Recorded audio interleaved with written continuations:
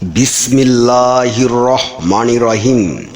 বিশ্ব আধ্যাত্মিক জ্ঞান সঞ্চার দরবার শরীফের প্রতিষ্ঠাতা আমার মুর্শিদ কেবলা গাউসুল আজম শামীম আলী চিশতির দরবার হইতে আমি অদম শাহ আলম আপনাদের সকলকে জানাই আন্তরিক শুভেচ্ছা ও অভিনন্দন। আমার মুর্শিদ কেবলা গাউসুল আজম শামীম আলী চিশতির দরবার হইতে আবারও কিছু আলোচনা নিয়ে আপনাদের সামনে হাজির হইলাম। আশা করি সকলে ভালো আছেন এবং সকলেই মনোযোগ সহকারী এবং ধৈর্য সহকারী শুরু থেকে শেষ পর্যন্ত সম্পূর্ণ আলোচনাটি শুনুন। আমি যে আলোচনাটি নিয়ে আপনাদের সামনে হাজির হইলাম সেই আলোচনাটি হলেন সালাত কায়েম ও আত্মশুদ্ধি। এই নিয়ে কিছু তত্ত্ব আলোচনা করিব, তাই সকলেই মনোযোগ সহকারী এবং ধৈর্য সহকারী শুরু থেকে শেষ পর্যন্ত সম্পূর্ণ আলোচনাটি শুনুন। শুরুতেই বিশ্বের সকল স্তরে লোকদের উদ্দেশ্য করে বলছি, আমার লক্ষ্য আমার মুর্শিদ কেবলা গাউসুল আজম শামীম আলী চিশতির লেখা গ্রন্থের বিষয়বস্তু আপনাদের সামনে উপস্থাপনা করা, যাতে আপনারা সকলেই হাকিকত জানতে পারেন, বুঝতে পারেন এবং হাকিকতের জ্ঞান নিতে পারেন। আমি যে আলোচনাটি নিয়ে আপনাদের সামনে হাজির হইলাম, এই আলোচনাটি আপনাদের জন্য অনেক গুরুত্বপূর্ণ। এই আলোচনার মাধ্যমে আপনারা সকলেই জানতে পারবেন সালাত কায়েম ও আত্মশুদ্ধি কিভাবে করবেন। তাই সকলেই মনোযোগ সহকারী এবং ধৈর্য সহকারী শুরু থেকে শেষ পর্যন্ত সম্পূর্ণ আলোচনাটি শুনুন। সালাত কায়েম ও আত্মশুদ্ধি সুফিবাদ ও কোরআনের আলোতে আত্মশুদ্ধি সালাতের প্রাণ। সুফিবাদের শিক্ষায় সালাত হলো হৃদয় ও আত্মার প্রকাশ। বাহ্যিক রীতি যতই নিখুঁত হোক, যদি অন্তরের কুলুষমুক্ত না হয়, সালাত আল্লাহর নৈকট আনতে সক্ষম হবে না। সুফি মুর্শিদেরা বলেন, হৃদয় যদি দুনিয়ার আবর্জনায় ভরা থাকে, হাত পা যতই সালাতের আচার মেনে চলুক, অন্তরে আলোর স্পন্দন দেখা যাবে না। কোরআনের আলোতে আল্লাহ বলেন, কেবল তারাই সফল যারা তাদের আত্মাকে পরিশুদ্ধ করেছে। এখানেই সুফিবাদ ও কোরআন মিলিত হয়। আত্মশুদ্ধি হলো হৃদয়কে আল্লাহর নৈকটের জন্য প্রস্তুত করা। নফসের প্রশমন ও হৃদয়ে নির্ভুলতা। সুফিবাদে আত্মশুদ্ধি মানে নফসকে প্রশমিত করা।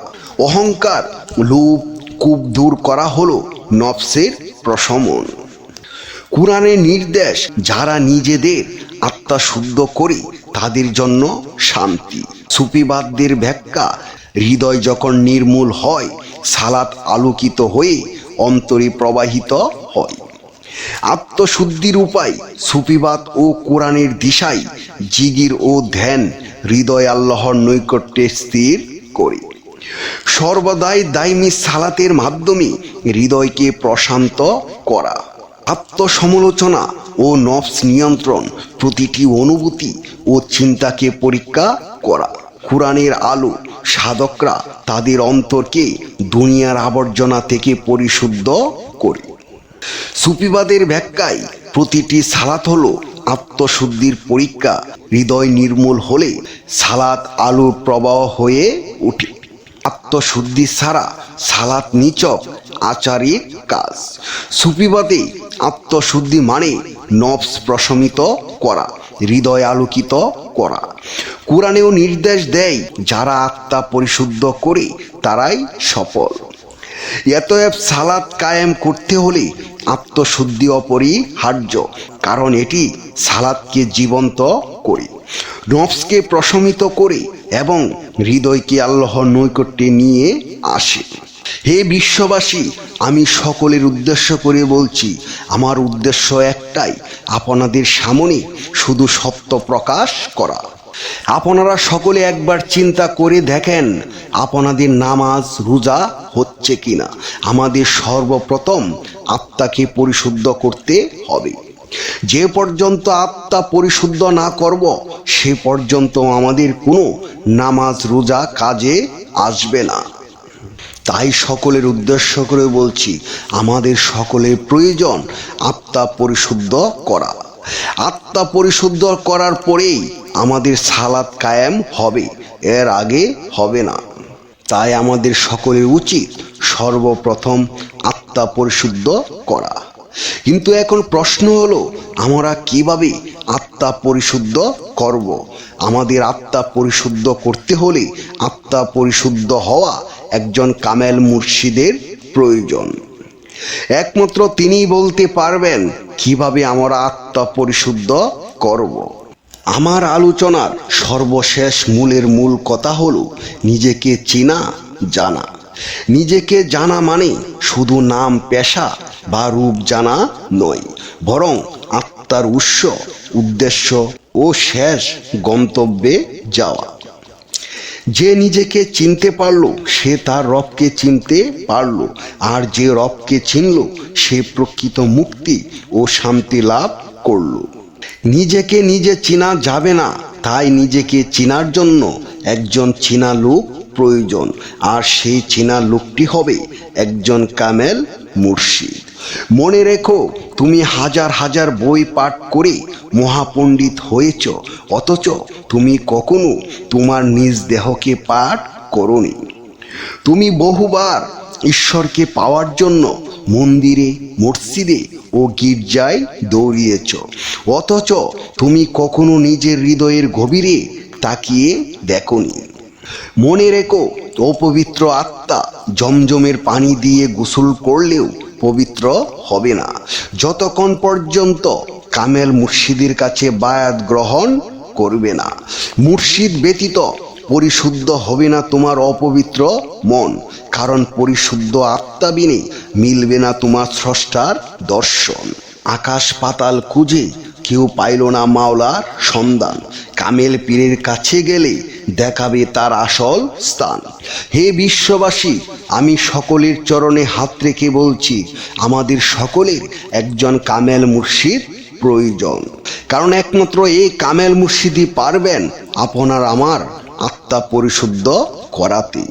হে বিশ্ববাসী, তাই সকলের উদ্দেশ্য করে বলছি, যদি কোনো কামেল মুর্শিদের সন্ধান না পান তাহলে ইউটিউবে যাইয়া শামীম আলী চিশতি লিখে সার্চ করেন, পেয়ে যাবেন কামেল মুর্শিদের সন্ধান।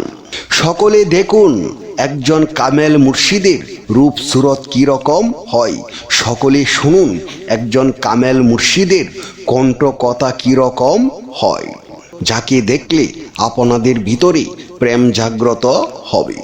যদি ভালো লাগে তাহলে বিশ্ব আধ্যাত্মিক জ্ঞান সঞ্চার দরবার শরীফে চলে আসুন।